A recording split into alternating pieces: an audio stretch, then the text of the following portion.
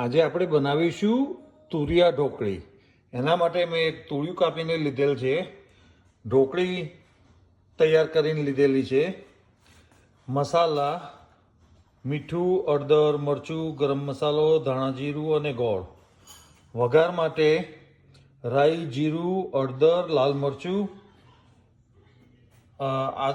લસણ કાપેલું, તેલ. હવે એને આપણે ઇન્સ્ટાપોટમાં 21 મિનિટ માટે મૂકેલ છે. હવે ગરમ થાય એટલે આપણે વઘાર કરીએ. મેં 2 ચમચી તેલ લીધેલું છે. હવે તેલ ગરમ થઈ જાય એટલે એમાં આપણે વઘારની આઈટમો નાખી દઈશું. હવે જ્યારે રાઈ જીરું ફૂટી જાય ત્યાર પછી લસણ નાખીશું. વઘાર ફૂટવા માંડે એટલે એમાં થોડીક હિંગ નાખીશું. હવે લસણ નાખી દઈશું. બધું સારી રીતે શેકવાનું. તમે જોઈ શકો છો આપણો વઘાર સતરાઈને તૈયાર છે. હવે એમાં ગલકાના પીસ નાખી દઈશું. આને હવે થોડી વાર સાંતળવું. તુરિયું છે, ગલકું નથી. હવે એમાં આપણા તૈયાર કરેલા બધા મસાલા એડ કરી દઈશું અને સાથે થોડુંક પાણી નાખીશું જેથી આપણો વઘાર બળી ના જાય. હવે આમાં આપણે થોડો ટોમેટો સોસ એડ કરીશું.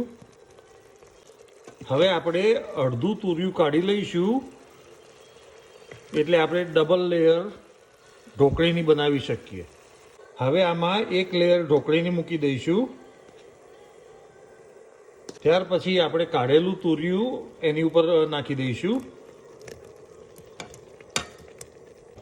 હવે આની ઉપર આપણે બીજી લેયર ઢોકળીની મૂકી દઈશું. તમે જોઈ શકો છો આપણે ડબલ લેયર ઢોકળીનું અને તુરિયાનું કર્યું છે. હવે આને બંધ કરીને 20 મિનિટ માટે ચડવા દઈશું.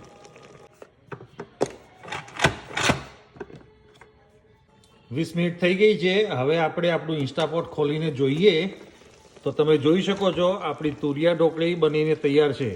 હવે એની ઉપર થોડા ધાણા નાખીને મિક્સ કરીને સર્વ કરવી.